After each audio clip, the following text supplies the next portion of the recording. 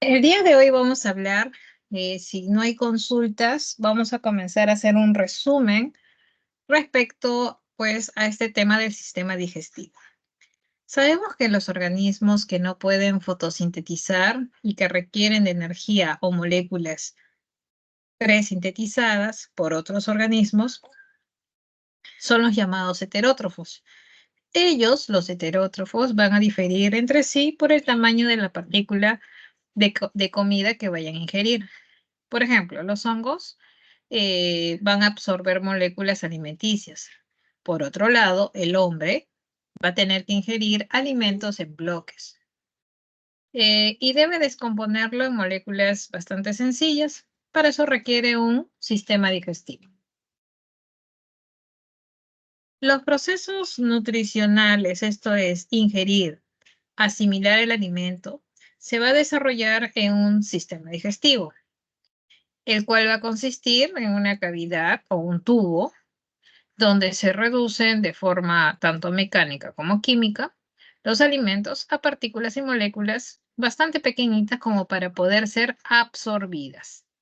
Asimismo, el sistema digestivo también va a poder eliminar aquellos residuos que no van a ser absorbidos y es necesario recalcar que otros sistemas van a colaborar con el sistema digestivo en los procesos nutricionales. ¿Bien?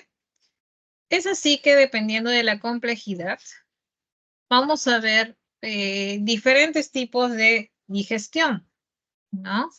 Recordar que cuando hablamos de una digestión, implica tanto una transformación mecánica como química, ¿no? Y estas, por ejemplo, transformaciones mecánicas consisten en desmenuzar físicamente el alimento en partículas más pequeñitas. Eso es con la finalidad de facilitar el proceso químico. Luego, con la digestión química, vendría puede ser la hidrólisis de moléculas,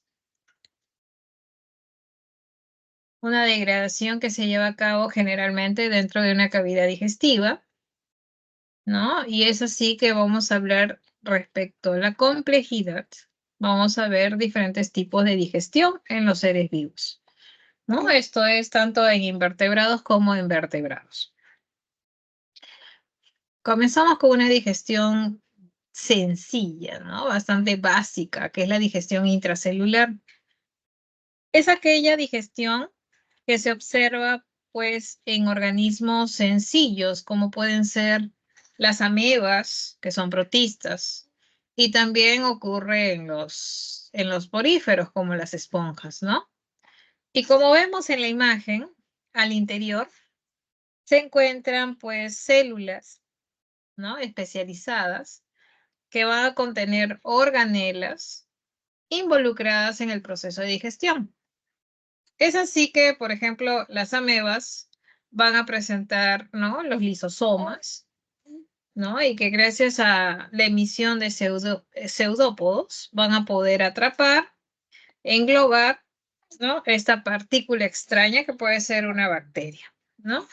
Esta bacteria luego va a ser ingresada, introducida al lisosoma, convirtiéndose en un lisosoma secundario.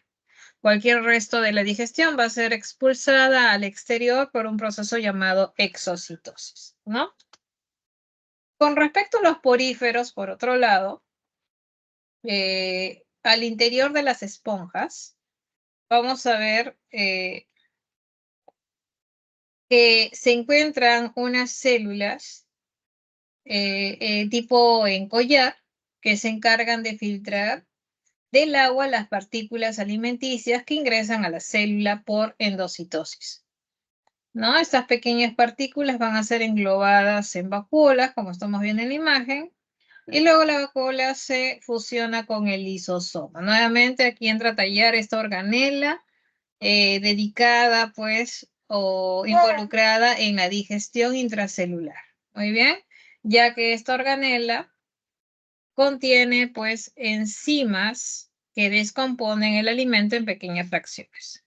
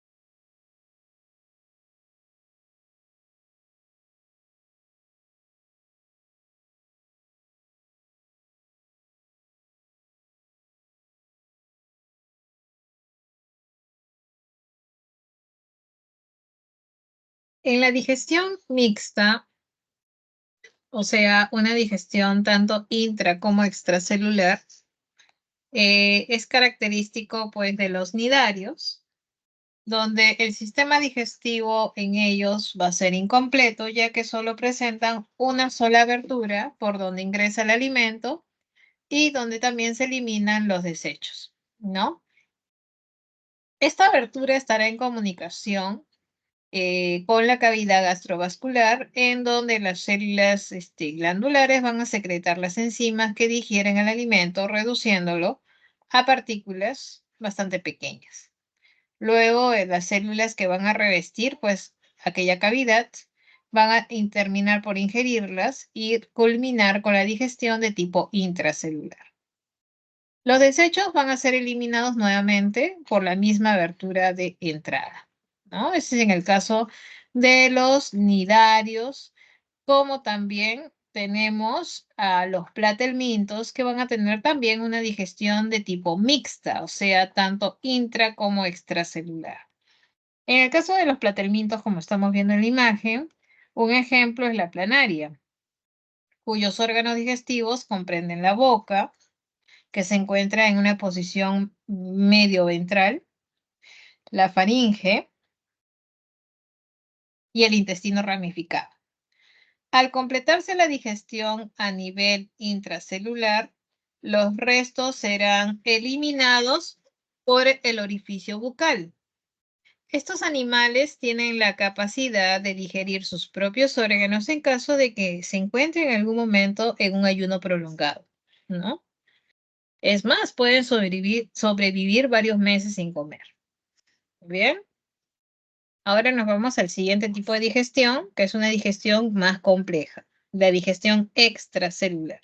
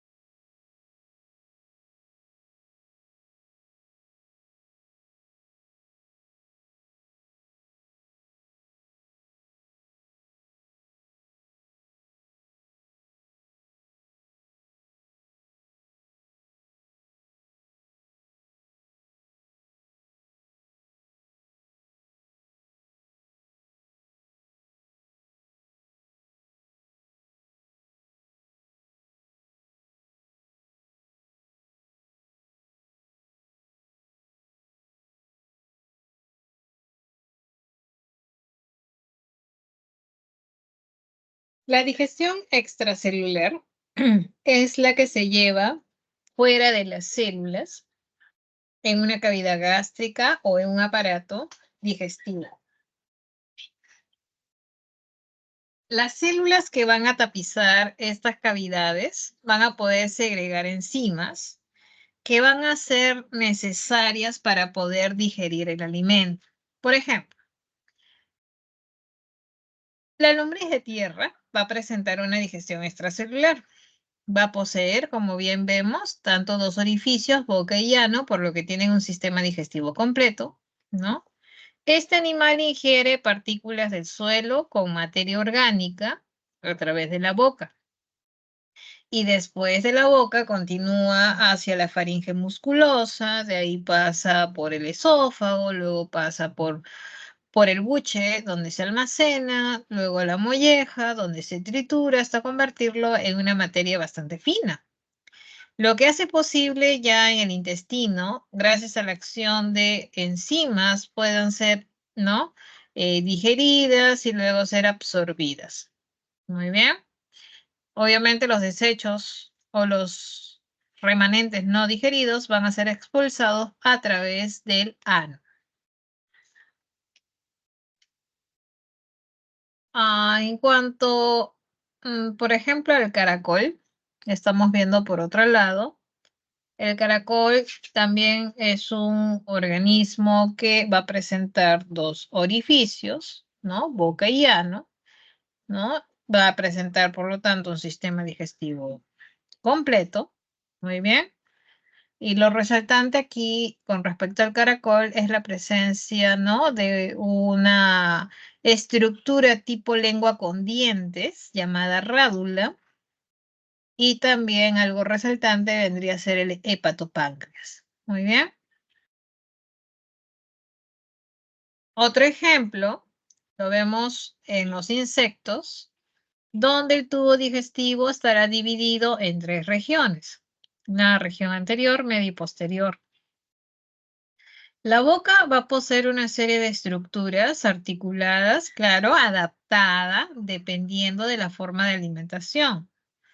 En el intestino medio y posterior, o también conocido como la parte media y parte posterior, va a realizarse la absorción. Muy bien. Con respecto a los equinodermos, como estamos viendo ahí, como es el caso de la estrella de mar, como el erizo de mar, vamos a ver que a ellos al presentar una simetría pentarradial, muy bien, estamos viendo la presencia, pues, de un orificio, ¿no? De entrada y salida también. Vamos a ver, pues, estructuras, ¿no? Tipo glándulas digestivas. Vamos a ver la presencia también de un estómago, ¿no? Esas son las estructuras más resaltantes en cuanto a estos individuos cuya simetría es pentarradial, como lo estamos viendo. En cuanto a la serpiente, ¿no? Estamos viendo la imagen, ¿no? El tubo digestivo, al igual que la mayoría de sus órganos internos, va acorde o se relaciona bastante a la forma de su cuerpo, una forma longitudinal. Por lo tanto, su sistema digestivo también va a ser alargado, ¿no? Su sistema digestivo, como vemos, presenta boquillano, quiere decir que es completo. ¿Y cómo es posible que estos animalitos puedan ingerir presas bastante voluminosas? Esto es gracias a que tanto el esófago y el estómago son lo suficientemente distendibles, ¿no? Así como también para poder deglutir una presa de gran tamaño ocurre una dislocación de sus mandíbulas. Muy bien. Con respecto a las aves, ¿no? Las aves, eh, lo más notable del tubo digestivo, como estamos viendo en la imagen, sería la presencia de un buche y molleja, ¿no? Recuerda que el buche es una dilatación del esófago que sirve para humedecer y almacenar los alimentos. Y el estómago, como estamos viendo, estaría conformado por el proventrículo y la molleja. El proventrículo, como estamos viendo, se caracteriza por encargarse de secretar el jugo gástrico y la molleja, la famosa molleja, se encargará de triturar los granos. Recuerda que en las aves hablamos de cloaca, ¿no? Al igual que la serpiente, ¿no? La cloaca vendría a ser una cavidad donde se desembocan tanto conductos urinarios como genitales, ¿no?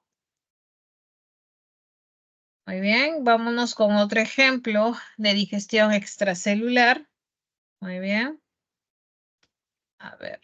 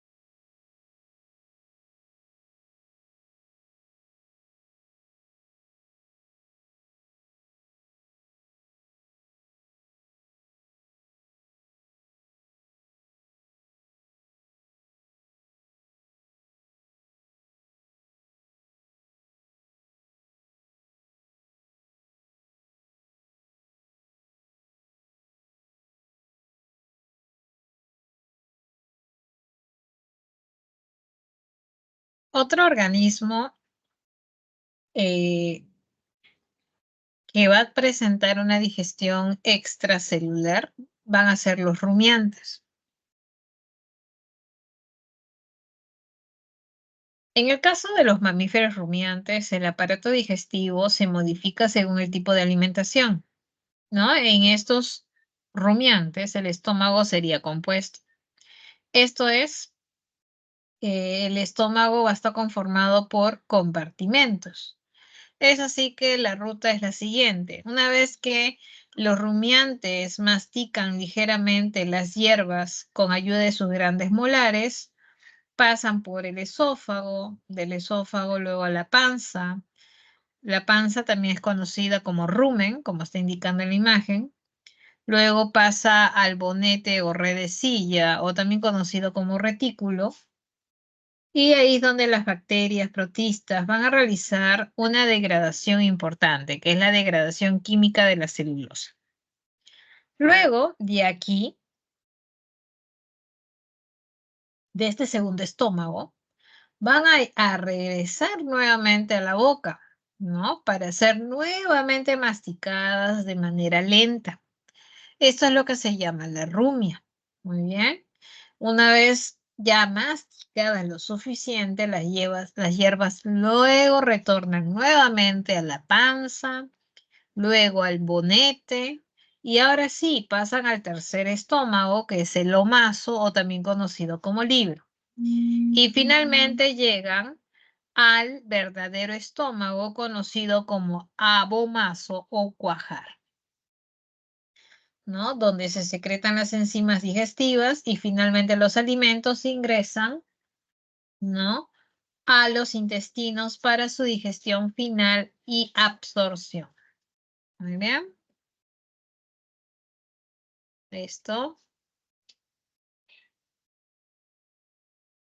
En este momento estamos haciendo un breve resumen respecto a la semana número 6.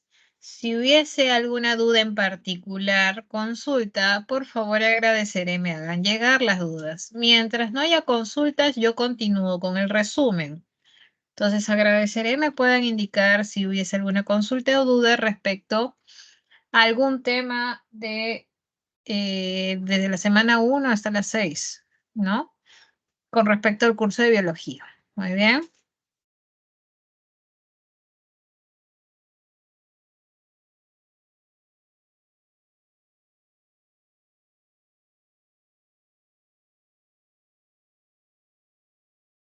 Muy bien, entonces continuamos con otro ejemplo de organismo que presenta digestión de tipo extracelular. Esto es la digestión en el hombre. Vamos a hablar del sistema digestivo humano. Muy bien. Entonces, recuerda que estamos en el área de consultas académicas. Estoy atenta a las dudas o consultas que tengas respecto al curso de biología, ¿no? De la semana 1 a la semana 6. Mientras no hayan dudas o consultas, yo estoy dando un breve resumen de esta semana, ¿no? De esta semana número 6. Muy bien. Muy bien, entonces continúo. Estamos hablando entonces del sistema digestivo humano. Recuerda que el hombre, como la mayor parte de los animales, va a presentar un tipo de alimentación holozoica. Quiere decir que van a ingerir grandes bloques de alimentos, pero que este alimento debe ser pues degradado, ¿no? A pequeñas moléculas, ¿no? Es por eso que se necesita, ¿no? Hacer un desdoblamiento llamado hidrólisis, gracias a la presencia de enzimas digestivas, ¿no? Que son de naturaleza hidrolítica. Entonces, no solamente cuando hablamos de un proceso de digestión implica la degradación química, también debe haber una degradación mecánica, ¿no? Entonces, eso es lo que implica el sistema digestivo, ¿no? Humano. Entonces, para que el hombre pueda degradar esta materia compleja, necesita de órganos que contribuyan a lograr esa meta. ¿Cuáles son los principales órganos que conforman el sistema digestivo?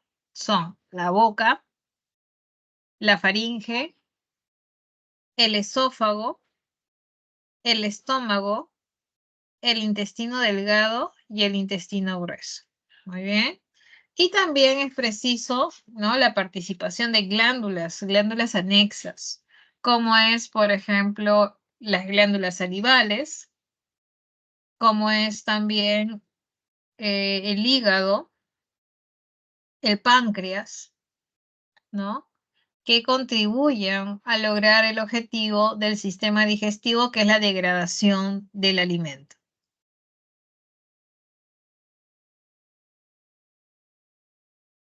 Muy bien, entonces vamos a hablar a continuación de cada uno de estos órganos que conforman al sistema digestivo. Y comenzaremos con la boca. Muy bien. Y nos vamos acá, a la boca. Muy bien. Recuerda que tienes toda la libertad de hacer consultas. Si tienes alguna duda en particular, por favor, házmela llegar. Si quieres, puedes plantear tu duda a través del chat. Muy bien. Entonces, la cavidad está limitada hacia adelante por los labios, hacia atrás se comunica con la faringe a través del istmo de las fauces. Muy bien. Hacia arriba encontramos la bóveda palatina. Muy bien. Esta bóveda palatina va a separar, ¿no?, la boca de las fosas nasales. Recuerda que a la zona lateral o las paredes laterales vamos a encontrar a las mejillas. En la parte inferior vamos a encontrar a la lengua. Muy bien. Y recuerda que también en la boca vamos a encontrar a órganos duros y blancos conocidos como dientes. Los dientes, como estamos viendo en la imagen, vamos a reconocer dos grandes zonas. Una zona externa visible, conocida como corona, y la otra que está pues enterrada en la encía, conocida como raíz. Y dependiendo de la forma o la función, vamos a clasificar a los dientes en incisivos, que son los dientes que cortan. Los caninos son los dientes que permiten desgarrar. Los premolares y molares son los que permiten triturar. Muy bien. Según su aparición, recuerda que tenemos una dentición temporal y otra definitiva. La temporal son los famosos dientes de leche. Muy bien. Y la definitiva son, pues, lo que vamos a tener ahora en la adultez, ¿no? Se espera o se proyecta, ¿no?, que hayan unos 32 dientes. Muy bien. A ver, 4 incisivos arriba, 4 incisivos abajo. Ahí van 8. 2 caninos arriba, 2 caninos abajo. Muy bien. Ahí van 12. Premolares 4, 4. Entonces van 20. Molares 6, 6. Ahí van 32. Muy bien, son 32 dientes que se proyecta tener como un adulto. Muy bien, como adulto se proyecta 32 dientes. Muy bien. Ahora, por otro lado, la lengua. La lengua es un órgano musculoso unido en la parte del maxilar inferior.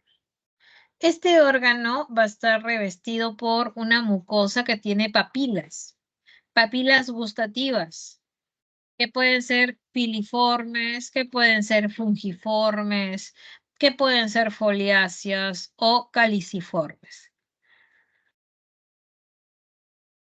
Por ejemplo, estas últimas, las caliciformes, como estamos viendo en la imagen, se van a distribuir en forma o en forma de D, más o menos, entre la posición o la porción bucal y la zona faríngea de la lengua, ¿no? Lo estás viendo en la parte posterior.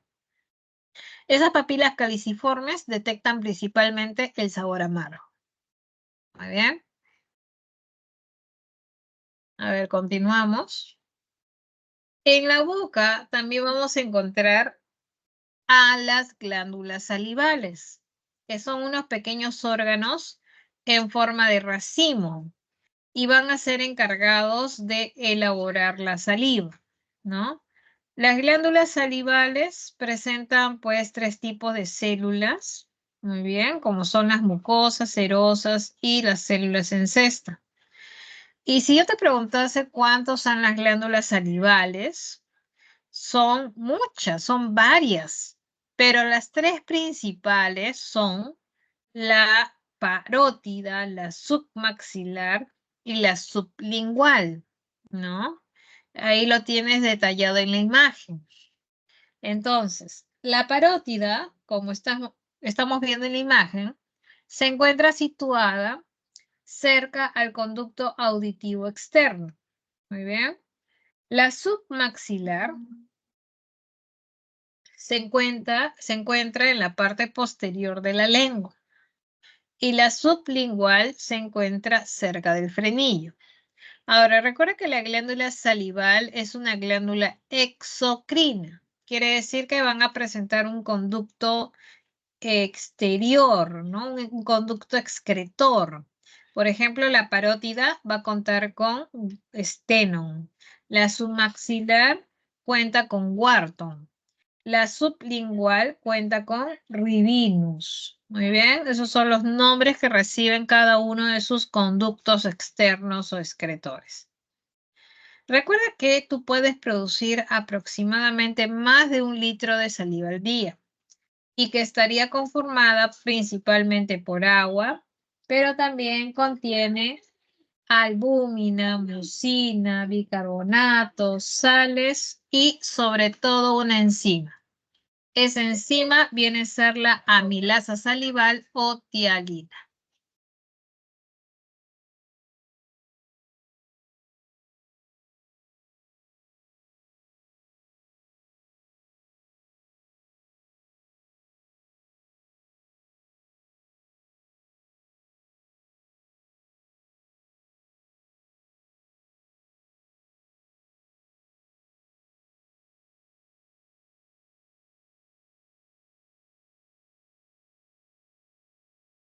Muy bien, continuamos entonces con el siguiente órgano.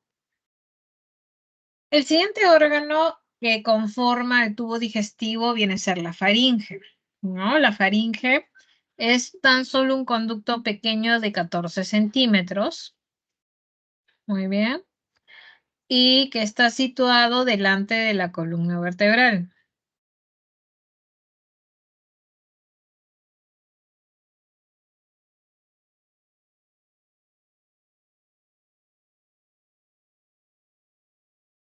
¿Qué más?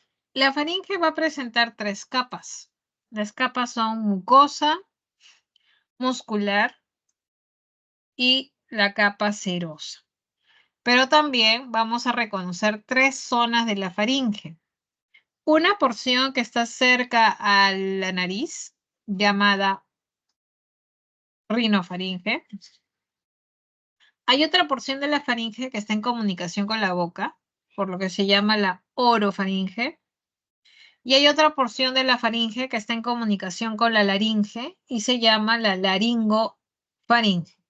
Muy bien, son tres segmentos o zonas en las que podemos dividir a la faringe. Luego de ese tubo de 14 centímetros continúa un tubo de 25 centímetros, que es el esófago. El esófago, ¿no?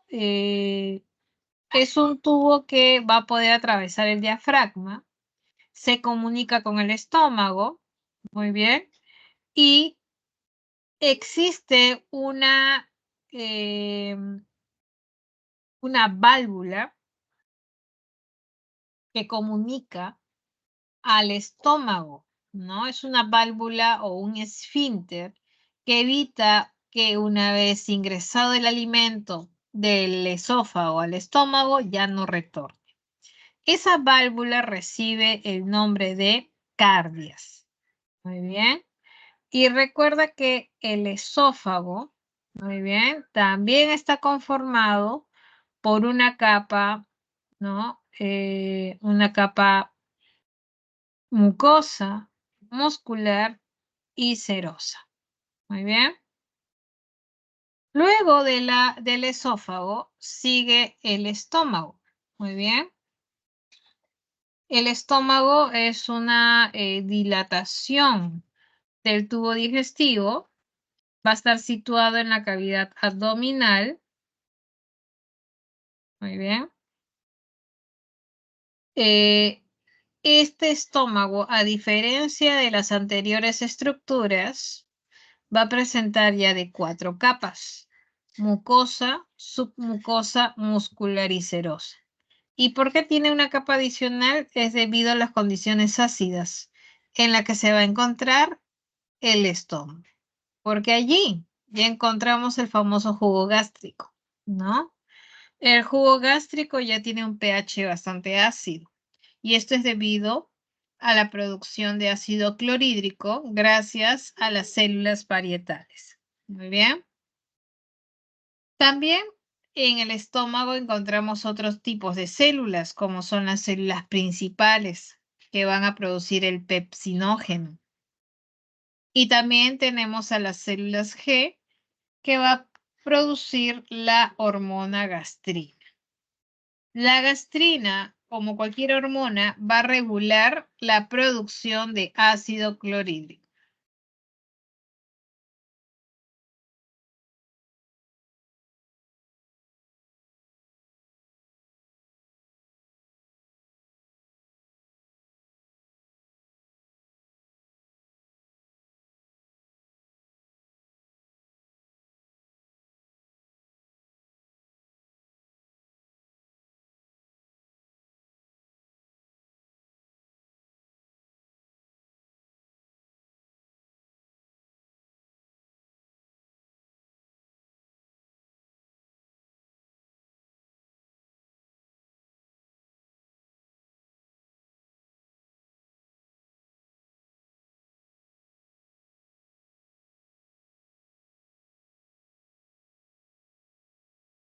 Muy bien, una vez que el alimento pasa por el estómago, se va a formar una pasta ácida, ¿no?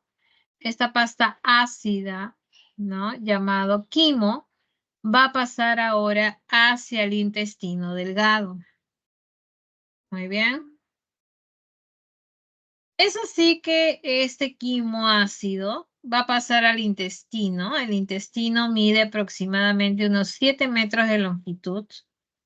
Y este intestino delgado, a ver, lo vamos a ver aquí. Ahí está el intestino. El intestino está, pues, conformado por 3 zonas, llamado, pues, la más pequeña, que tiene la forma de un asa, que tiene una concavidad y mide tan solo 25 centímetros. Luego continúa el yeyuno y la última porción es el ilium. Sucede que a nivel del intestino delgado, específicamente a nivel de duodeno, como estamos viendo en esa imagen, ahí llega, ¿no? Ahí llega justamente el conducto colédoco que trae la bilis y también llega, ¿no? El conducto de Wilson que conduce el jugo pancreático, ¿no? Donde justamente llegan o desembocan ambos conductos, se forma una especie de ampolla llamada la ampolla de Vater. Bien. Entonces, allí es donde llegan estos fluidos, tanto la bilis como el jugo pancreático. Recuerda que la bilis es producida por el hígado y concentrada en la vesícula biliar. El jugo pancreático, por otro lado, es producido por el páncreas. Muy bien. Ahora, el intestino, al igual que el estómago, va a presentar, ¿no? Va a presentar 4 capas, ¿no? Una capa mucosa, submucosa, muscular y serosa. Muy bien. ¿Cuál es la importancia de la bilis y del jugo pancreático? Muy bien, recuerda que este espacio es el espacio de consultas académicas. Si hubiese alguna duda, consulta respecto a esta semana o respecto a una semana anterior, por favor, hazme llegar tu duda. Si de repente quieres compartirlo a través del chat, yo estoy atenta con otro dispositivo y puedo ver tus dudas y consultas. Mientras no hayan dudas, yo estoy brindando un breve resumen de esta semana número 6. Muy bien, entonces si tuvieses alguna duda, por favor indícalo tal vez en el chat para poder ayudarte. Muy bien, entonces continúo. Con respecto a esta porción del tubo digestivo, que es el intestino delgado, como te decía, llegaba tanto los conductos colédoco como el conducto de Wilson, trayendo respectivamente la bilis y el jugo pancreático. Pero ¿cuál es la importancia de cada uno de ellos? Sabemos que la bilis es producida por el hígado y concentrada en la vesícula biliar. La bilis es importante porque al ser una mezcla compleja de sales biliares, agua, fosfolípido, colesterol y pigmentos como la bilirrubina y la biliverdina, va a permitir justamente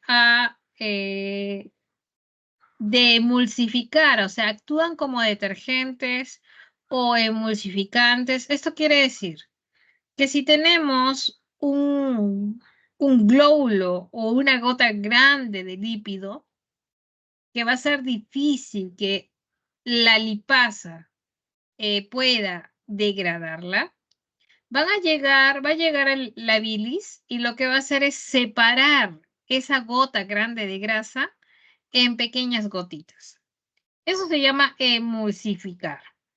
O también se dice que actúa como un detergente porque separa las gotitas de grasa o la gota de grasa en pequeñas gotitas. De manera que ya estando en pequeñas gotitas conocidas como micelas, va a poder la enzima actuar y degradar esos lípidos. Muy bien. Entonces, esa es la acción de la bilis.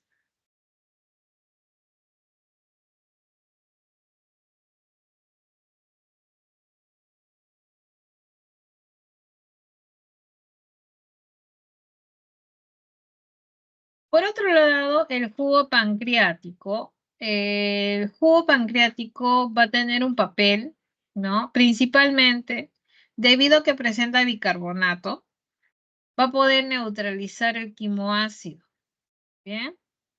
Recuerda que el quimo que proviene del estómago tiene un pH ácido. Entonces, quien neutraliza ese quimo es el jugo pancreático debido a que presenta bicarbonato de sodio.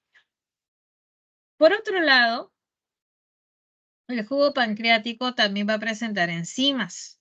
Enzimas que van a permitir degradar proteínas, que van a permitir degradar carbohidratos, lípidos, entre otros. Muy bien.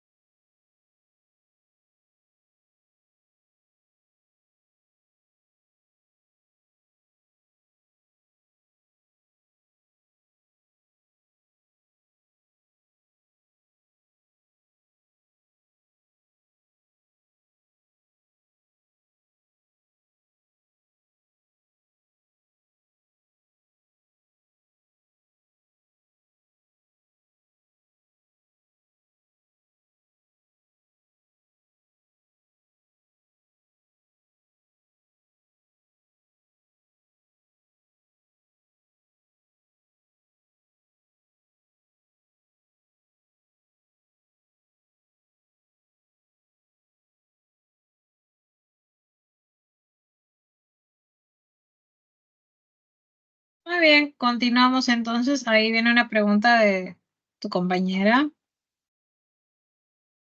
Ah, ya. A ver. A ver, dice. Una duda de la semana 5, ya de la semana anterior, ¿no? En la pregunta 1 hay una parte que menciona verdadero. Mm, ya. Sí, a ver, voy a dejar de compartir y te voy a compartir ahora el PPT. Hasta el PPT. Semana 5. Este es. A ver, a ver, a ver.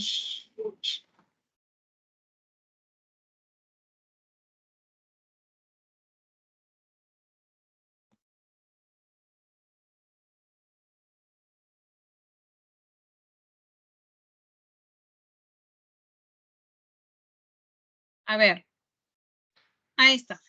Muy bien. A ver, voy a minimizar esto que sale aquí, acá. Ya. Cuando hablamos de nutrición, existen dos tipos, la autótrofa y la heterótrofa. ¿Ya? Solamente para que te acuerdes, con los que tienen nutrición autótrofa, te voy a brindar algunos ejemplos. Las plantas, las bacterias autótrofas, esto es bacterias quimiosintéticas, por ejemplo. También tenemos a los protozoarios, protozoarios.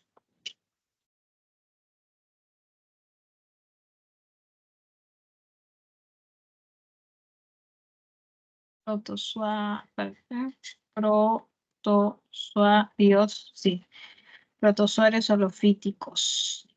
Holofíticos, muy bien. Y acá los que tienen nutrición heterótrofa van a ser los animales. También tenemos a las bacterias heterótrofas y los protozoarios, pero heterótrofos. ¿Ya? Entonces, hasta ahí te estoy presentando ejemplos para cada caso. Autótrofa, plantas, bacterias autótrofas o también conocidas como quimiosintéticas y los protozoarios holofíticos. ¿Ya? Entonces, si tu pregunta iba por los protozoarios holofíticos, ahorita voy a abrir la pregunta, la separata, ¿ya? Entonces, recuerda que los autótrofos son aquellos que elaboran por sí mismos sus nutrientes, los heterótrofos dependemos del medio externo para proveernos de estas moléculas orgánicas. Muy bien.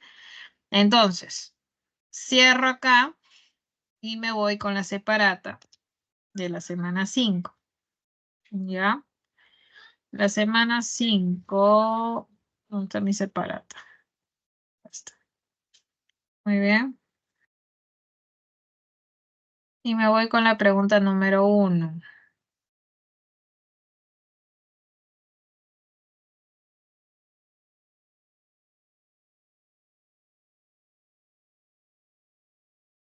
Acá está. Te dice, ¿no? La nutrición es un conjunto de procesos que realizan los seres vivos, los que utilizan diferentes tipos de estrategias, ¿no? Tienes ahí los tipos de nutrición. Ya sabes cuáles son los tipos de nutrición, autótrofa y heterótrofa. Las nitrobacterias oxidan el amoníaco. Recuerda que cuando hablamos de las nitrobacterias, son aquellas que oxidan el amoníaco, los nitratos a nitritos, ¿no? Aquellos que fijan el nitrógeno molecular. Y estas bacterias, así como también las ferrobacterias, así como también las bacterias sulfurosas, son bacterias quimiosintéticas, ¿ya? Quiere decir que son autótrofas. Los protozoarios holofíticos realizan nutrición autótrofa, y eso es verdadero, como te lo acabo de indicar. La nutrición holozoica, de acuerdo a la imagen que te presenté hace un rato o el PPT, Los heterótrofos tienen dos modalidades, holozoicos o saprófagos. Entonces, los animales presentaban holozoica, que era ingerir materia compleja. Y las bacterias heterótrofas tienen nutrición saprófaga.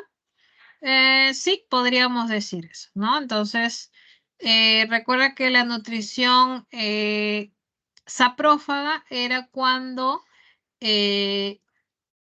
los hongos o las bacterias podrían absorber sustancias nutritivas que estaban disueltas y por eso que podrían hacerlo directamente a través de su membrana celular. Por esa razón que esta primera pregunta todas eran verdaderas, ¿ya? Todas eran verdaderas. La pregunta, ¿estás en clases virtuales o presenciales? Brenda. Profesora, ¿me escucha? Sí, ¿estás en presencial o virtual? Estaba en presencial, pero luego me cambié a virtual. Ah, ya, Y en ya. presencial le pregunté al profesor, pero él me dijo que no eran autótrofas, sino que tenían nutrición heterótrofa. Y cuando le pregunté al profesor de virtual, me dijo que sí, tenían nutrición autótrofa. Entonces me confundí al no saber Te cuál era la nutrición. confundiste. Ya está, Sí. está bien. Está válida tu, sí, ahí de repente un lapsus, pero es autótrofo. O sea, todos eran verdaderos acá, ya, por si acaso. ¿Ya? Muy Muchas bien. gracias, profesora. Listo, muy bien. ¿Alguna otra duda? Por favor, me lo plasman si quieren a través del chat o pueden activar su audio, chicos. ¿Ya? ¿Alguna otra duda de, no sé, de repente algún tema en particular? Me lo indican. La idea es que te pueda ayudar en este pequeño tiempo dedicado, pues, justamente a absolver dudas o consultas.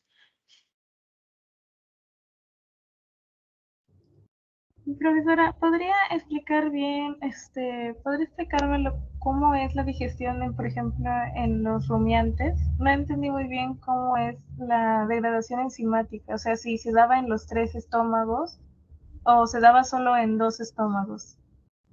Ya, muy bien. Acá está, los rumiantes. Muy bien.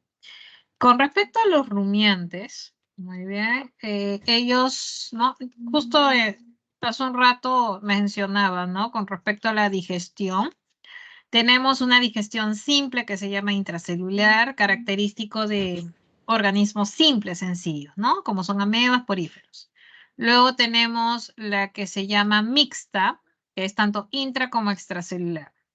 Y acá tenemos la que es ya compleja, que es una digestión extracelular y para ello ya se necesita de un aparato, de un tubo digestivo, ¿no? Ya que la digestión se da fuera de la célula. Es así que hemos visto varios ejemplos en la lombriz, en el caracol y un ejemplo también era en los rumiantes. Muy bien. ¿Qué pasa en los rumiantes? Hay una peculiaridad con respecto a ellos. Tienen 4 estómagos.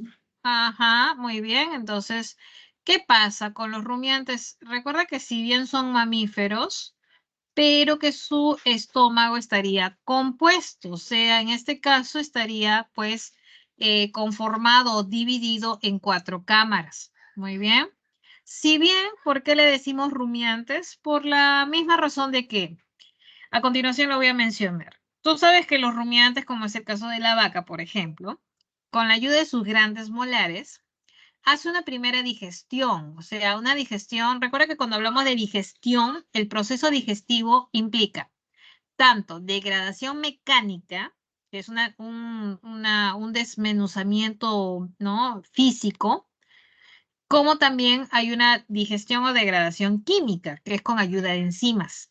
Entonces, en el caso de los rumiantes, con ayuda de sus grandes molares, se da una degradación mecánica, ¿ya? Van a ser, sí, masticadas ligeramente, ¿no? Y luego van a pasar por el esófago, como estamos viendo en la imagen, y luego pasa al primer estómago o el primer compartimento del estómago, conocido acá está como la panza o rumen.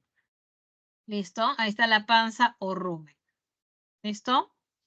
Luego, de la panza o rumen, pasan al bonete o redecilla. ¿Listo?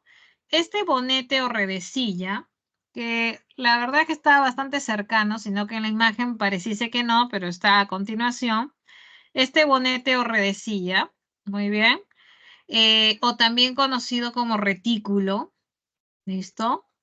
Este bonete o redecilla, aquí vamos a encontrar microorganismos como pueden ser bacterias, protistas, que se van a encargar de una degradación química.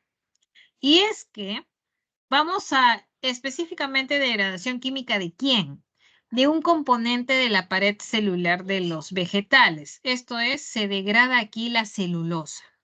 ¿Qué, profesora? ¿La vaca no tiene la capacidad de degradar celulosa? No, y tampoco nosotros. Nosotros no tenemos la capacidad de degradar celulosa. Profesora, entonces, ¿por qué comemos vegetales? ¿Por qué el ser humano come vegetales? Porque es una fibra dietética. Esto es, ayuda a hacer la limpieza del tubo digestivo. Ya, pero recuerda, nosotros no tenemos la capacidad de degradar celulosa, tampoco ellos, los rumiantes. Entonces, ¿quién ayuda a la degradación de la celulosa? Microorganismos que habitan en los primeros compartimentos del estómago. Por eso, chicos, que a partir del segundo estómago, retorna, estás viendo por acá, ¿no? Retorna nuevamente el alimento hacia la boca para continuar la masticación con ayuda de sus grandes molares. Una vez que la vaca haya masticado lo suficiente, pasa otra vez al rumen, pasa otra vez al retículo, o también conocido como redecilla, y luego ya pasa al tercer estómago, que es el omaso o libro, y finalmente pasa al abomaso. Recuerda que es en el abomaso, también conocido como cuajar, es el verdadero estómago. ¿Por qué decimos que es el verdadero estómago? Porque aquí sí se secretan enzimas digestivas. En el abomaso se secretan enzimas digestivas, ¿no? Que finalmente van a poder degradar el alimento.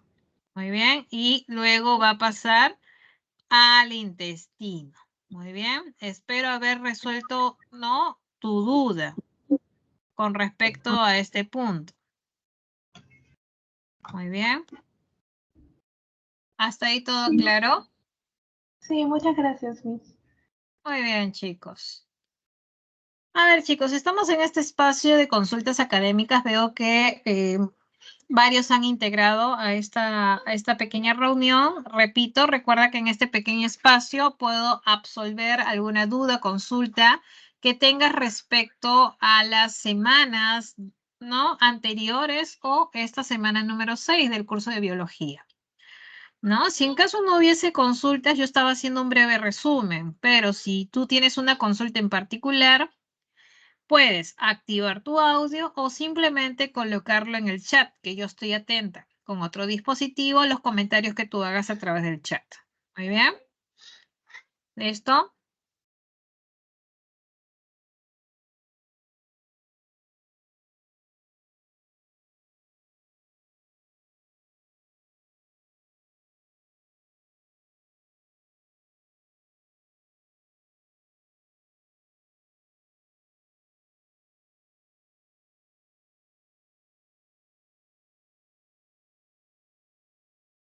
Muy bien, chicos. Entonces continuamos, si es que no hay dudas.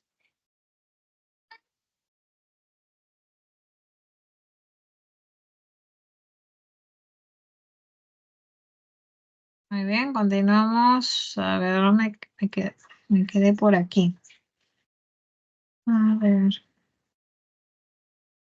Sí, justo estábamos hablando del sistema digestivo, ¿no? En el hombre, la digestión en el hombre. Ya había hablado, por ejemplo, de los diferentes órganos que conforman el tubo digestivo. Hemos hablado de la boca, ¿no? Y cuál es el papel de los dientes, de la lengua, de las glándulas salivales. Recuerda que gracias a las glándulas salivales se inicia la degradación química.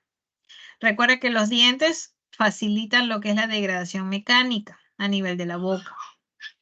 Luego, el bolo alimenticio pasa, ¿no? Y llega al estómago. Recuerda que el estómago tiene esta forma, ¿no? Esta concavidad, esta curvatura, mejor dicho, y es dilatado debido a que va a permitir almacenar el alimento por muchas horas.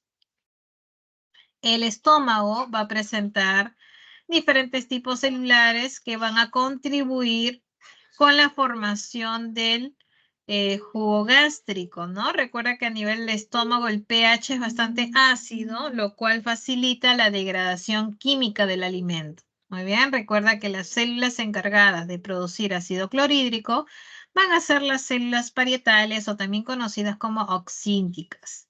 Recuerda que las células principales van a secretar una enzima inactiva llamada pepsinógeno, el cual ante condiciones ácidas se transforma en pepsina.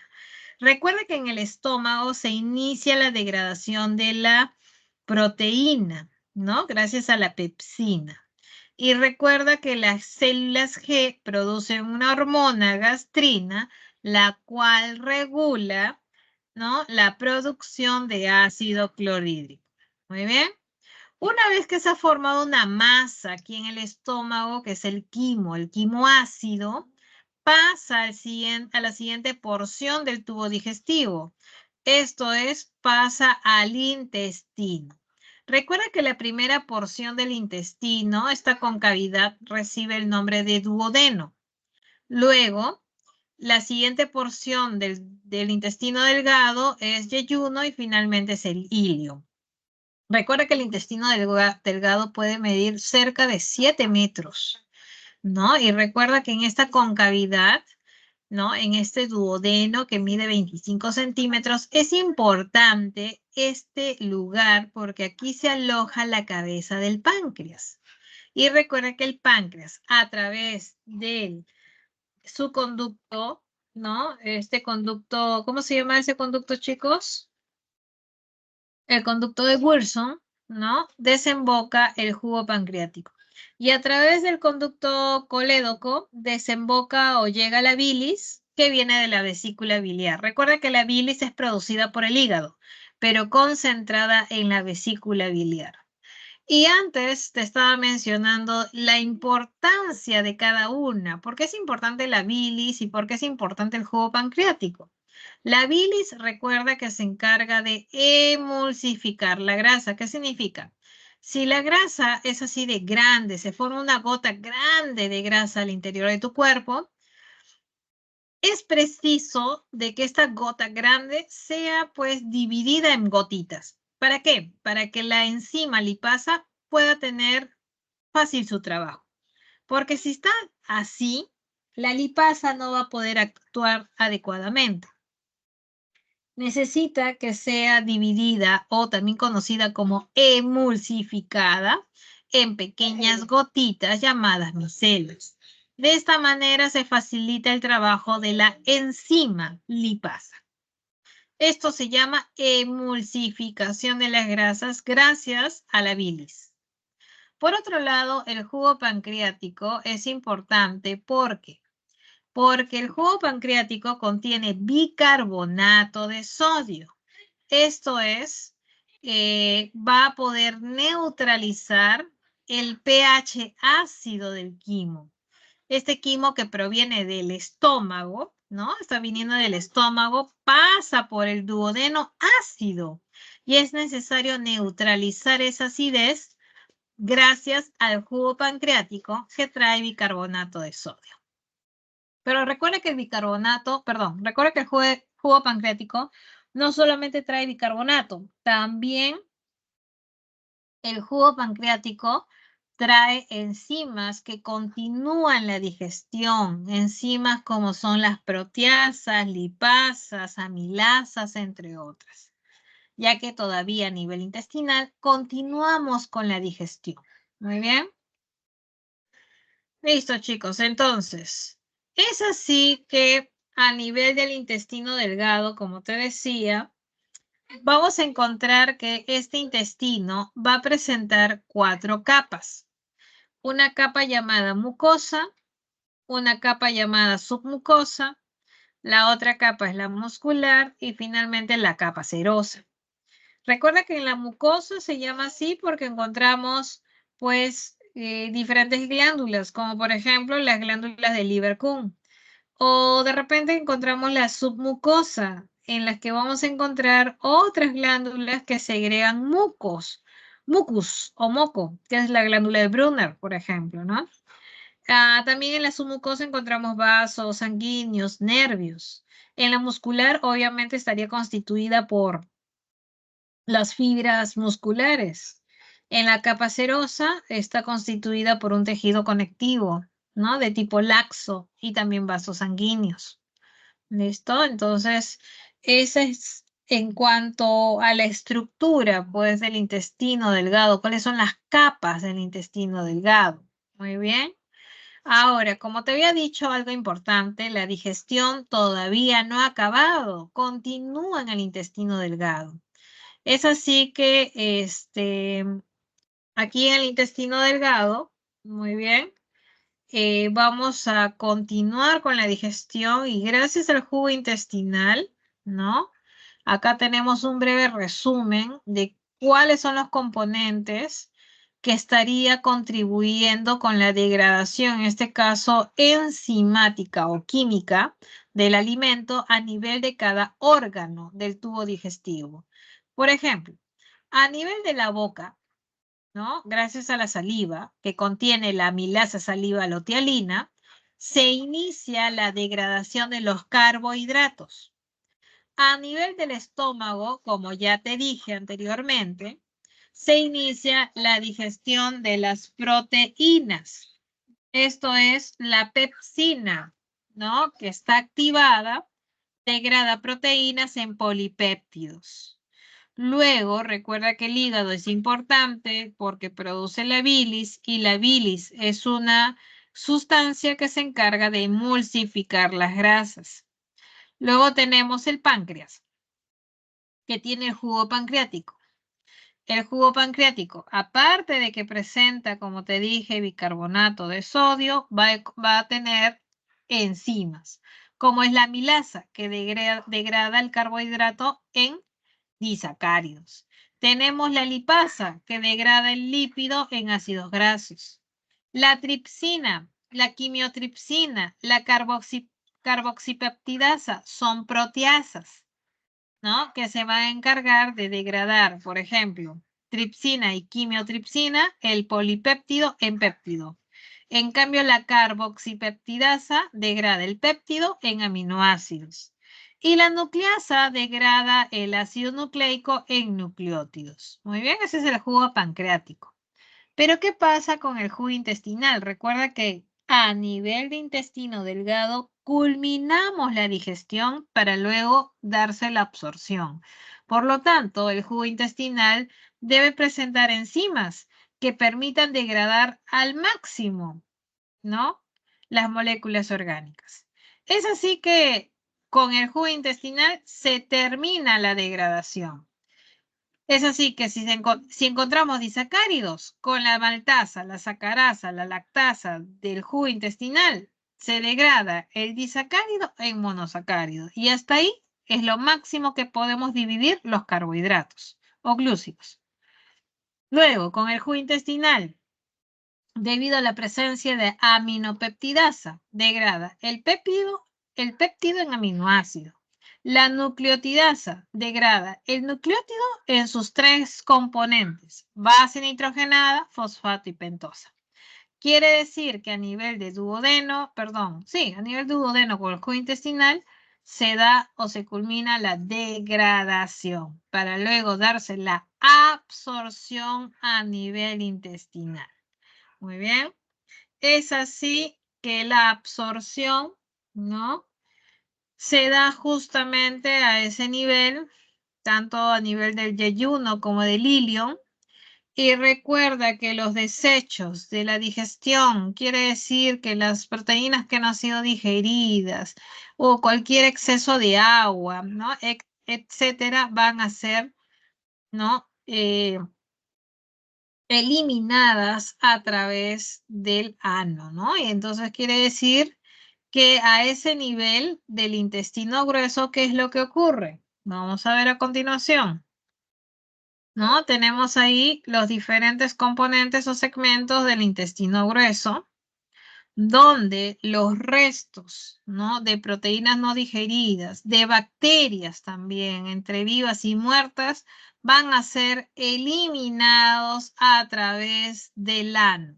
Recuerda que la expansión de la cámara rectal da justamente esos deseos de defecar. Muy bien. Y recuerda que aquí a nivel intestinal vamos a encontrar bacterias que se encuentran en simbiosis con nosotros. Quiere decir que las bacterias nos ayudan sintetizando vitaminas. Muy bien. Acá hay bacterias que sintetizan vitaminas. Muy bien. Y por cierto, cuando hablamos de las vitaminas, existen dos tipos de vitaminas. La vitamina liposoluble, que son aquellas que van a ser pues solubles en lípidos, por decirlo así, debido a que la naturaleza de estas vitaminas también son lipídicas. Así tenemos la vitamina A, la vitamina D, la vitamina E y la K. Por otro lado, tenemos las vitaminas hidrosolubles, que son aquellas que van a ser solubles en agua, como es el complejo vitamínico B. Tenemos la B1, la B2, la B3, la B5, la B7, B9, entre otras, ¿no? Y también tenemos a la vitamina C. Ustedes en la separata tienen un cuadro resumen, ¿no? Si gustas voy a la separata, te lo muestro. Hasta la separata de la semana 6.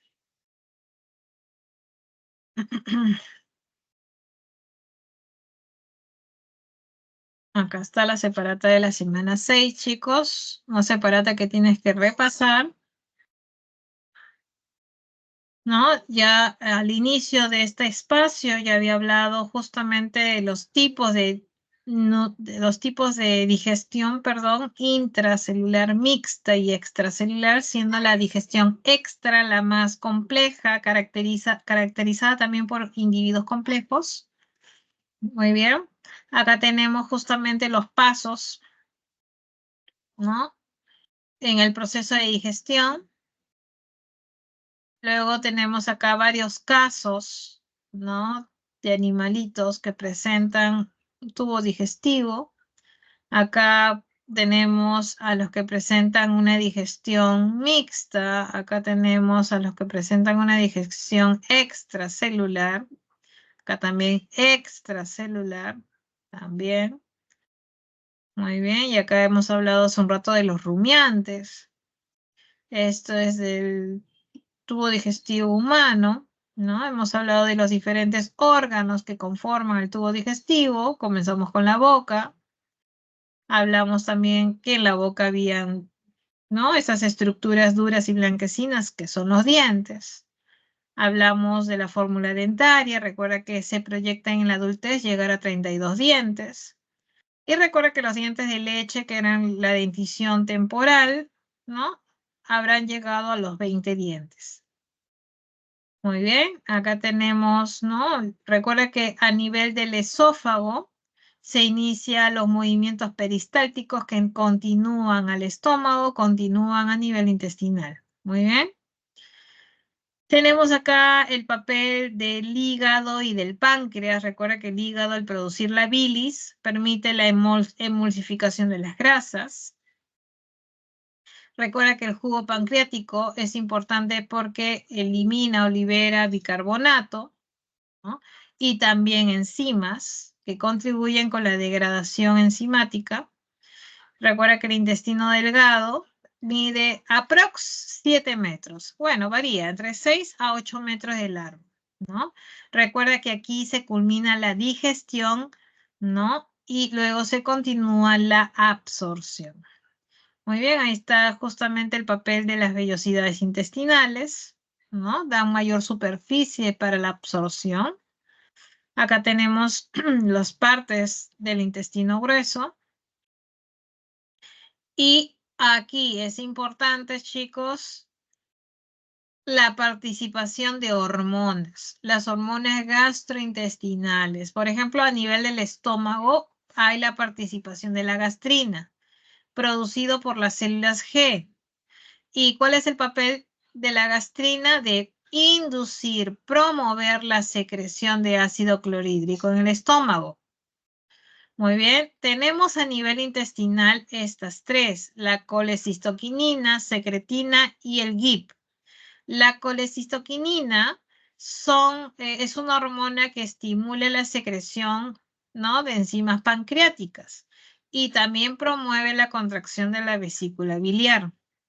Muy bien. La secretina estimula la secreción de bicarbonato por el páncreas. Ya sabes cuál es el papel del bicarbonato en el jugo pancreático.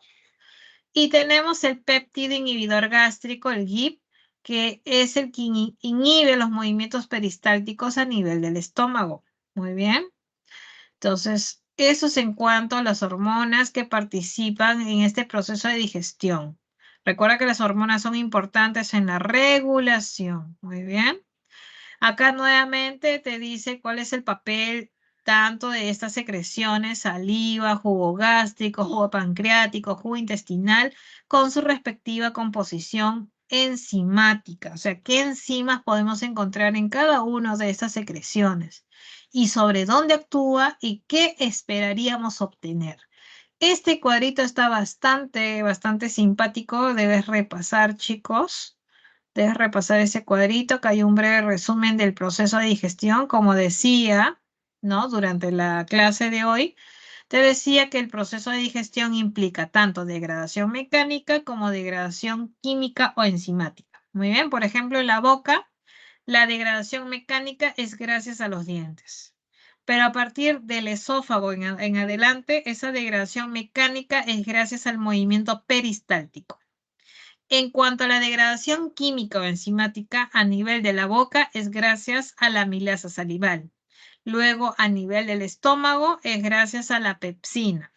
Y luego en adelante, ya habíamos mencionado la participación de otras enzimas presentes en el jugo intestinal y presentes en el jugo pancreático. Muy bien. Y acá está justamente la tabla de las vitaminas. Y a esto quería llegar hace un rato. ¿Cuál es el papel de cada una de las vitaminas? Chicos, hay que repasar esto. Y también hay que repasar los nombres de las vitaminas. Por ejemplo, si de repente tú escuchas del retinol, tú sabes que es la vitamina A. O muchas veces dices el ácido ascórbico y es la vitamina C. O me dices, por ejemplo, la menadiona, te dicen un día, y tú sabes que es la vitamina K. Entonces, esto debes aprenderte, chicos, los dos nombres que pueden recibir cada una de estas vitaminas. Y sobre todo, cuál es la acción y qué pasaría si no consumes lo suficiente, ¿no?, de cada una de estas vitaminas. Por ejemplo, la vitamina A sabemos que protege nuestras mucosas, la piel. Entonces, es necesaria para la percepción de luz. Obviamente, si no hay la suficiente cantidad de vitamina A, habría infección en la piel y en las mucosas.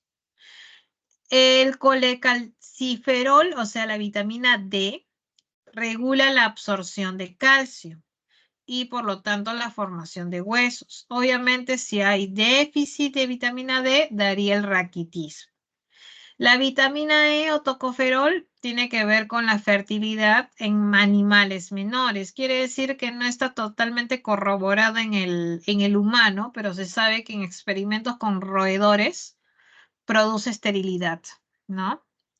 La menadiona, que es la vitamina K, promueve la formación de trombina, la protrombina. Quiere decir que si hay escasez o déficit, daría hemorragias. Y así, chicos, hay que ir repasando cada una de estas vitaminas. El complejo vitamínico B, B1, B2, la vitamina PP, que es la preventiva del pelagra, ¿no? Obviamente, si no consumes adecuadamente esta vitamina, te daría pues el pelagra. La cobalamina, recuerda que también es conocida como la B12, ¿no? Y recuerda, esta B12 es producida por bacterias intestinales y debe ser adecuadamente absorbida para evitar que te dé una anemia perniciosa. tenemos la biotina, tenemos el ácido ascórbico, vitamina C, que ya te dije, es el que permite la síntesis de colágeno y refuerza el sistema inmune, ¿no? ¿Te ha sucedido que cuando no consumes adecuadamente vitamina C, rápidamente aparece el escorbuto? Muy bien. ¿Hasta aquí tenemos alguna duda? A ver, para quienes acaban de unirse a esta reunión, este es el espacio de consultas académicas. Si hay alguna duda, consulta respecto, ¿no?, a esta semana o semanas anteriores, agradeceré me lo indiques, sea activando tu audio o sea indicándolo en el chat, que yo estoy atenta, ¿no? Con otro dispositivo puedo estar atenta a tus comentarios. Muy bien. Si no hubiese dudas, yo continúo desarrollando la separata de esta semana. Si hay duda, por favor, házmelo llegar. Muy bien.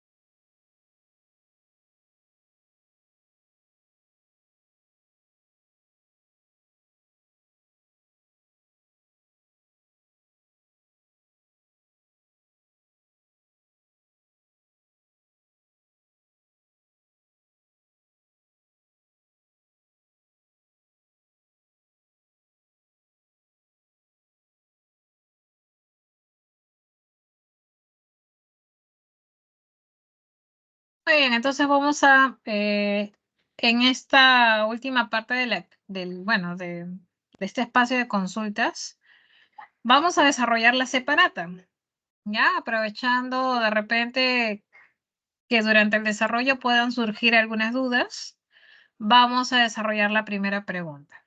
Muy bien. Te dice a continuación, los poríferos presentan una cavidad interna llamada espongiocele.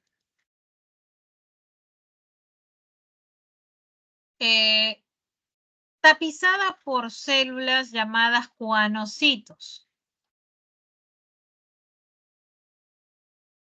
las cuales realizan la digestión como principal función, porque además pueden generar gametos.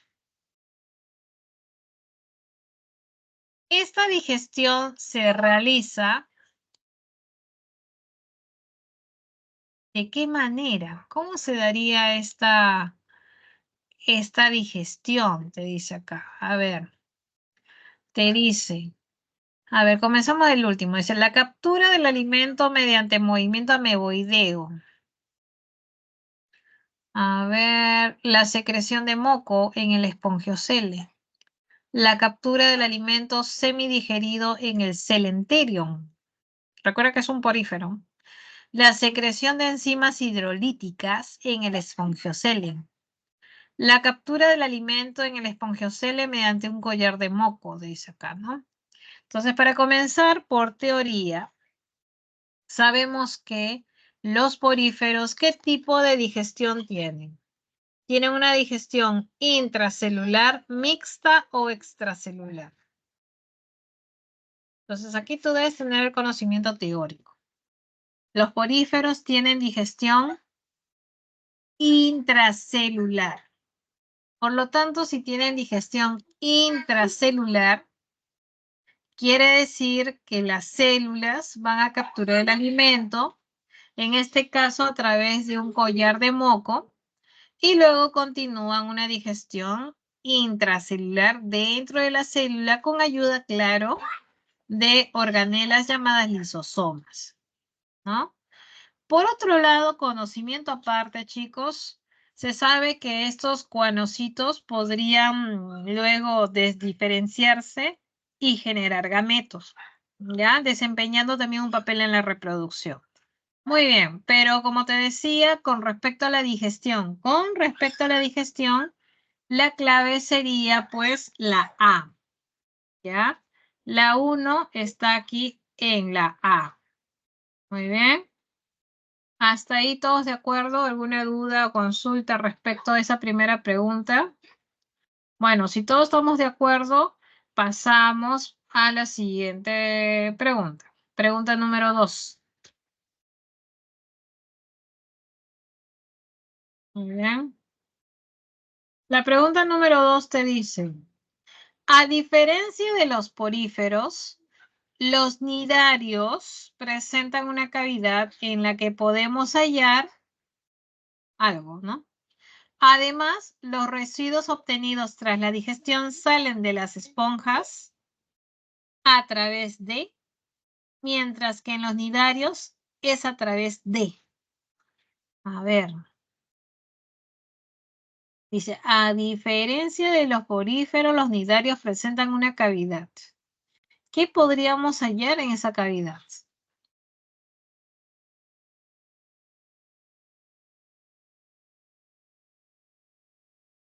A ver, vamos a recordar un poquito acerca de los poríferos. Recuerda que en los poríferos las partículas ingresan a través de estructuras llamadas porocitos y por allí llegan a la espongiocele. Ahora, los residuos de los poríferos van a expulsarse con el agua a través de una estructura llamada ósculo.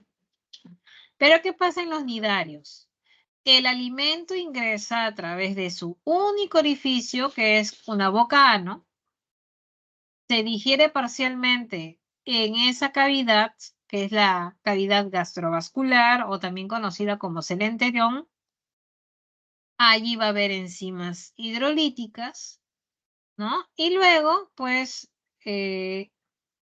la digestión se culminará dentro de las células que tapizan esa cavidad. Los desechos se van a expulsar por el mismo orificio de entrada, ¿no? El orificio que actúa como boca y ano. Muy bien. Entonces, dicho todo esto, a ver, encontraremos la respuesta. ¿En dónde se encuentra? A ver, los nidarios presentarán en una cavidad. Ya podemos encontrar enzimas. Muy bien. Además, los residuos obtenidos tras la digestión salen de las esponjas a través de, como te dije, en las esponjas salen de una estructura llamada ósculo, pero en los nidarios sale a través de ese único orificio que actúa como boca y ano a la vez. Por lo tanto, la clave de la 2 estaba pues en la D de dama. Muy bien. Chicos, hasta aquí tenemos alguna duda, consulta, ¿todo ok?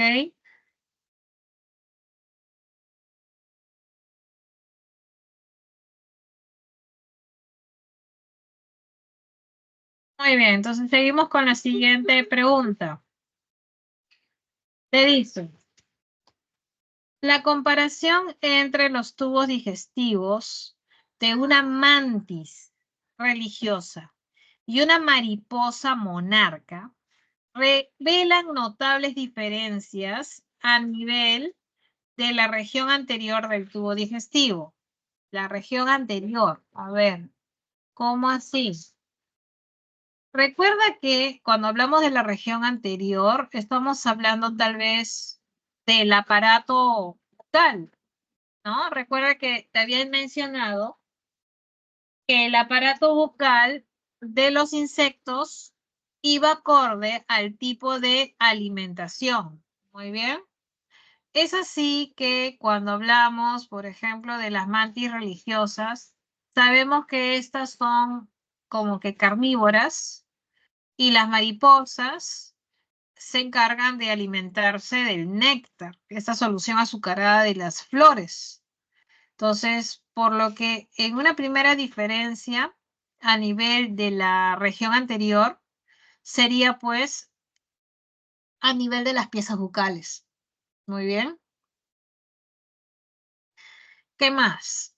Sería a nivel de las piezas bucales. Y bueno, también podríamos decir que a nivel, por ejemplo, de la molleja, podría perder una funcionalidad, tal vez en las mariposas, porque el alimento es líquido, es una sustancia azucarada, el néctar, ¿no? Entonces vamos viendo, a ver. Entonces, revelan notables diferencias a nivel de la región anterior del tubo digestivo. ¿Cómo? A ver, puede ser piezas bucales, pared del ventrículo, pérdida de piezas bucales en la mariposa, longitud de las glándulas, longitud de los ciegos gástricos. A ver. Ya. Sería pues la C. Como te decía, si estamos hablando de la región anterior, muy bien, de la región anterior del tubo digestivo, estamos hablando pues del aparato bucal. Y como te dije, el aparato bucal va acorde al tipo de alimentación. Muy bien. Entonces, la mantis religiosa tiene una alimentación entre comillas carnívora y la mariposa succiona pues el néctar de las flores, ¿no? El néctar es estado líquido, ¿no? Entonces, en la mariposa hay una pérdida de piezas bucales, ¿ya? Debido a su tipo de alimentación. Muy bien. Entonces, la clave de la 3 está en la C.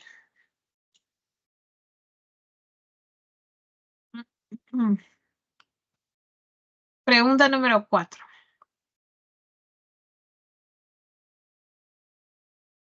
La pregunta número 4 te dice, el comportamiento que tienen las aves pequeñas de consumir piedras, ¿no? Está relacionado al funcionamiento de, mientras que el de alimentar a los polluelos lo está con. A ver, si las aves granívoras consumen piedras, estaría relacionado a qué funcionamiento. ¿Por qué crees que consumen pequeñas piedras? Y es más, que cuando has ayudado a limpiar tal vez el pollo, tu mamá, ¿no? Han cortado pollo, compró un pollo entero y por ahí abrieron la molleja y encontraron, aparte del grano medio partido, encontraron piedritas. Entonces, estas pequeñas piedritas estarían pues ayudando a la degradación mecánica a la molleja. Muy bien. Entonces, estas piedras colaboran con esta digestión mecánica. Por otro lado, cuando los adultos alimentan a sus polluelos, lo hacen con secreciones originadas en las paredes del buche. Por lo tanto, la clave de la 4 está en la E. ¿Listo? La 4, la clave está en la E.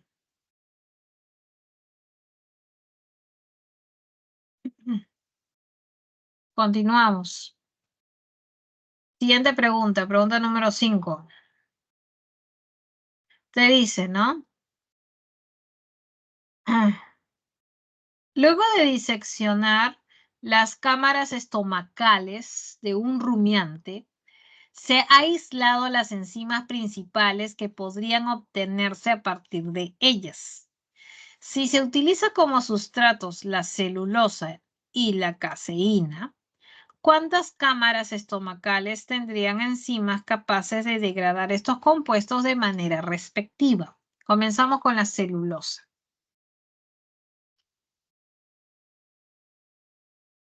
¿Te acuerdas que te dije hace un rato que nosotros no tenemos la capacidad y tampoco los rumiantes de degradar la celulosa, sino lo hacen las bacterias y protozoarios o protistas que habitan tanto la panza como el retículo o redecilla. O sea, son dos compartimentos que se van a encargar de degradar la celulosa. Por otro lado, la caseína es una proteína. Entonces, quien se encarga de degradar, ¿no? Porque tiene enzimas especializadas, enzimas, por eso que el último estómago o compartimento, que es el cuajar o abomazo, vendría a ser considerado como el verdadero estómago porque allí se producen las enzimas o el jugo gástrico, como son entre las enzimas las proteasas, ¿no? Entonces es un solo compartimento el que se encarga de degradar la caseína y dos, la celulosa. Por eso que la clave de las 5 está en la C.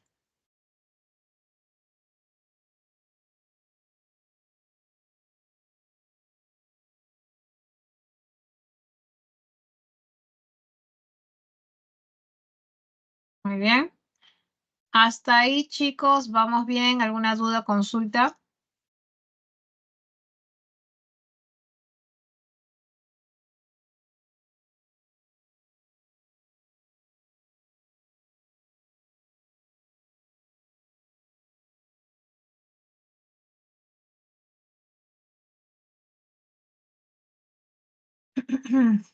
Continuamos entonces. Siguiente pregunta, pregunta número 6. Ahí está. Te dice, ¿no? El sangrado de las paredes del duodeno se presenta como uno de los síntomas de una enfermedad digestiva que puede originarse en el estómago. Un análisis de las paredes estomacales podría revelar una hipersecreción de, lo cual podría coincidir con los niveles elevados de una hormona en la sangre. ¿Recuerdas que había una hormona producida a nivel gástrico que inducía o modulaba o regulaba la producción del ácido clorhídrico? Y era el ácido clorhídrico el que justamente estaba relacionado con el pH. Y si el pH es demasiado ácido, podría pues en algún momento corroer o causar alguna herida en el estómago, ¿no? ¿No? Pero tú sabes que naturalmente nosotros tenemos 4 capas, una capa adicional que produce moco, un moco grueso, denso, que evita justamente de que el ácido clorhídrico nos afecte. Pero cuando ya hay un descontrol, podría en algún momento, pues, eh, afectar nuestra mucosa, ¿no?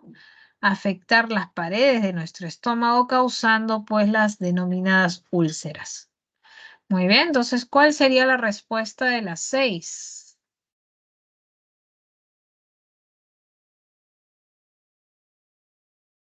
¿No? ¿La secreción de qué hormona era? Gastrina. Y hormona gastrina y la hipersecreción de qué compuesto? Del ácido clorhídrico. Entonces la respuesta de las 6 está justamente aquí, en la B de bueno. Muy bien. Listo. Nos vamos con la siguiente pregunta.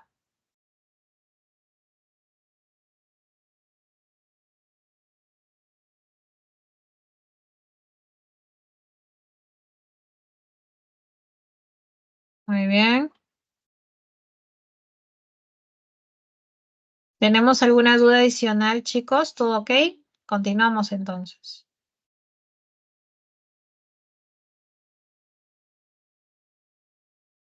Te dice, para obtener glucosa a partir del almidón contenido en la papa, se necesitaría la participación de determinadas partes del tubo digestivo.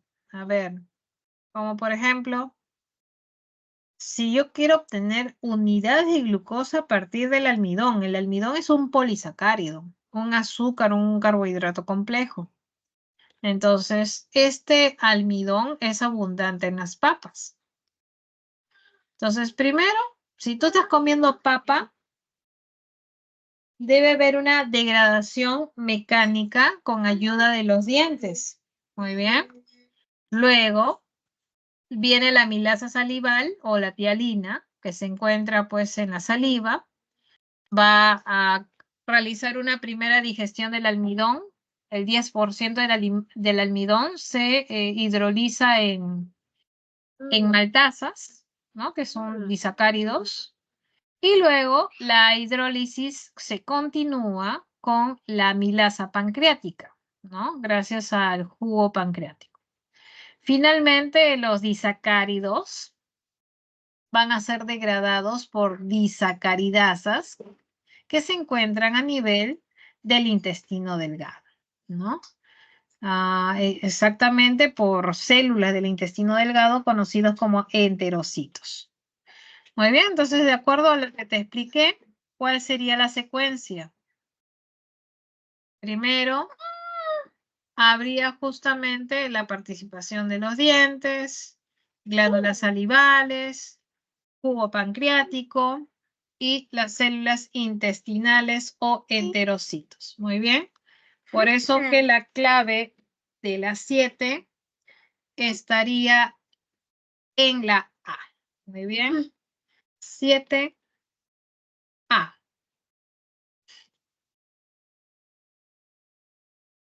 Muy bien, a ver, las 7, la A. Muy bien, continuamos con la siguiente pregunta entonces. Si hasta aquí no hay dudas, continúo desarrollando la separata.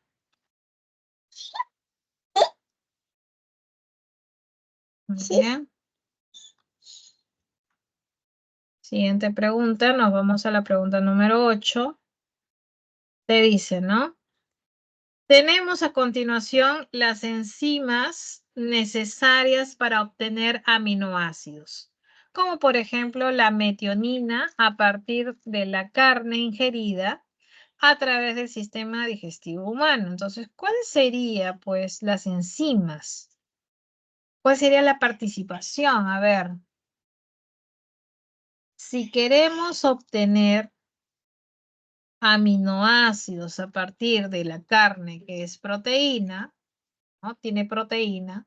Tú sabes que la digestión de la proteína se inicia no en la boca, sino en el estómago gracias a la pepsina. La pepsina del estómago lo que hace es degradar esa proteína en polipéptidos, ¿no? Esta pepsina es la primera que actúa a nivel del estómago, luego a nivel intestinal aparece ya la quimiotripsina y la tripsina, ¿no? Que está presente en el jugo pancreático, las cuales van a degradar el polipéptido en oligopéptido. Y luego viene igual la carboxipeptidasa del jugo pancreático y degrada, ¿no? El oligopéptido, ¿no? En péptidos. Y ya luego viene la aminopeptidasa que degrada el péptido en aminoácidos. Muy bien, entonces, con todo esto, ¿cuál sería la secuencia? Primero sería la pepsina, luego tendríamos la tripsina y la quimiotripsina, luego viene la carboxipeptidasa y finalmente a nivel del jugo intestinal la aminopeptidasa. Por lo tanto, la clave de la 8 era esta. Muy bien. No. Muy bien, entonces nos vamos a la siguiente pregunta.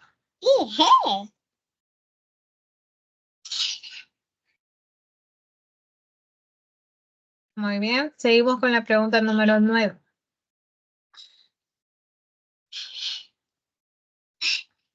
Te dice, la obstrucción de los conductos biliares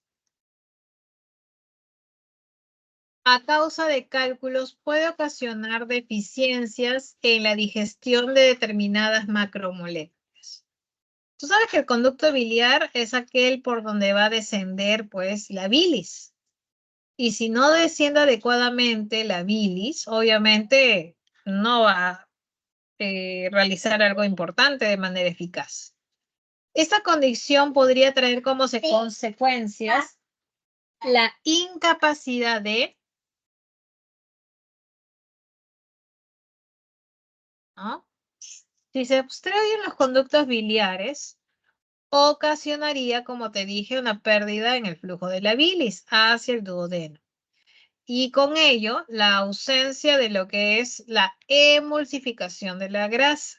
Por lo tanto, si no se da la emulsificación de la grasa, esto es, la grasa no se separa en pequeñas gotitas, no va a actuar la lipasa. Y por ello la lipasa pancreática no podría actuar de manera eficaz, dificultando la absorción de moléculas lipídicas, como por ejemplo las vitaminas de naturaleza lipídica, que son las liposolubles. Muy bien. Por lo tanto, la clave sería, a ver, sería esta: absorber vitaminas liposolubles a nivel del hilio.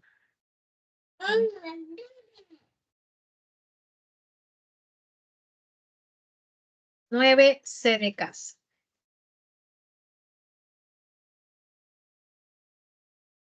Muy bien, vámonos con la siguiente pregunta.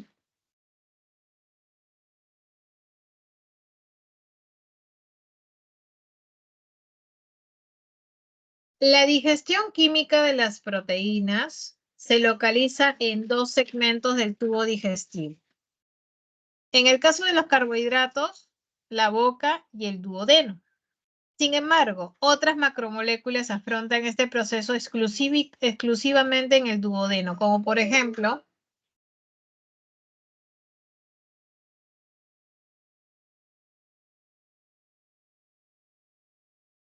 los lípidos, ¿no?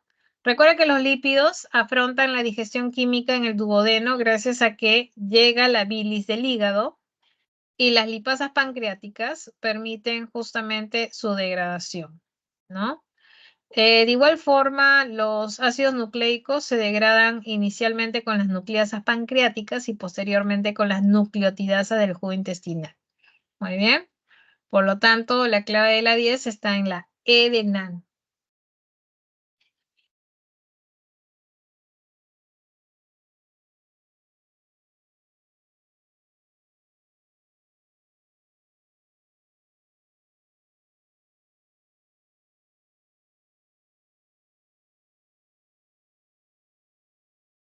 A ver, vamos terminando. La 11.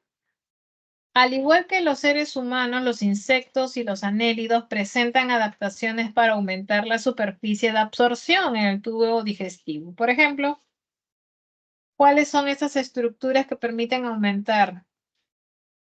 Por ejemplo, en el caso de los insectos se llaman ciegos gástricos y se encuentran a nivel del intestino medio.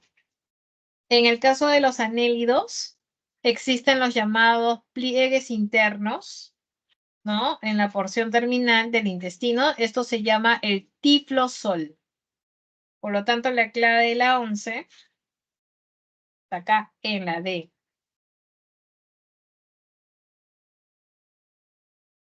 Muy bien, vamos terminando ya. La pregunta número 12 te dice, la actividad eficiente de la bilis del hígado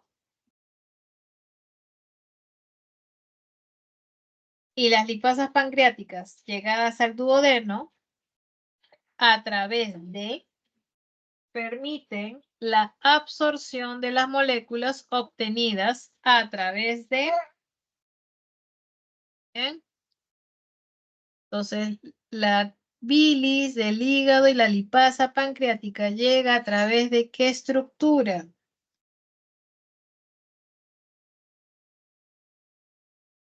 Recuerda que a la ampolla de váter llegaban los conductos Colédoco y el conducto de Wilson.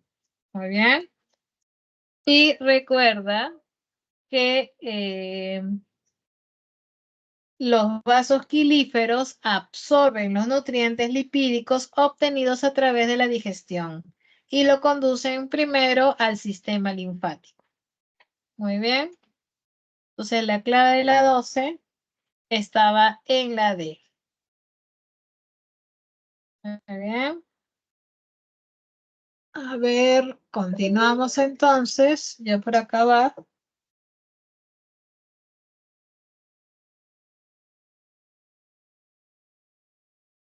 La pregunta número 13 te dice, en ocasiones un grupo de personas se ve sometido a dietas muy restringidas como el consumo de conservas de alimentos. Es el caso de los marineros, que pasan largas temporadas en alta mar y con el tiempo podían ver agotarse su reserva de frutas y verduras, lo cual lo exponía a riesgo inicial de contraer, a ver, ¿qué podría ocurrir? ¿Qué podría ocurrir? ¿No? Por ejemplo, en poblaciones aisladas, como son los tripulantes de barcos, poblaciones situadas en la guerra, por ejemplo, al no acceder a estas frutas, ¿no? O verduras, podría aparecer inicialmente un sangrado de encías, ¿no? Hasta poco a poco progresar en una inflamación, fiebre y convulsiones. Esto es debido a la deficiencia de la vitamina C, conocida pues como el escorbuto, ¿no? Ese escorbuto, ¿no? Va a producir sangrado de encías. 13, C de casa. 14. Una forma de anemia se caracteriza por la deficiencia de una vitamina esencial para la síntesis de proteínas y ácidos nucleicos. Aunque esta vitamina puede ser producida por la microbiota intestinal, o sea, por microorganismos del intestino, o adquirida también a través de suplementos, en ciertos casos no puede ser absorbida debido a que sucede que algo que es necesario saber, que hay unas células del estómago, la que te había dicho ya, las células parietales opsíndicas, aparte de producir el ácido clorhídrico, también producían el factor intrínseco de Castle. Este factor intrínseco, unido pues a la vitamina B12, permitía que sea correctamente absorbido. Quiere decir que si no hay factor intrínseco de Castle, la vitamina B12, a pesar de sintetizarse, no podría ser absorbida adecuadamente y conllevaría justamente a la aparición de una anemia perniciosa. Muy bien, por eso que la respuesta de la 14 estaba en la B, factor intrínseco de Castle. Muy bien.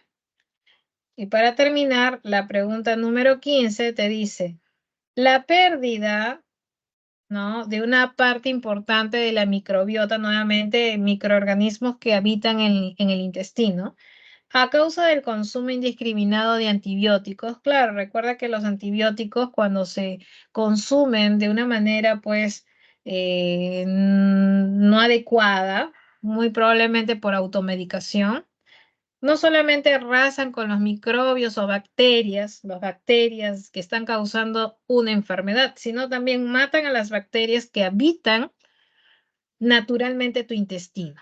Entonces, si matas a las bacterias de tu intestino, de tu microbiota intestinal, recuerda que los microbios o bacterias de tu intestino te están sintetizando vitaminas.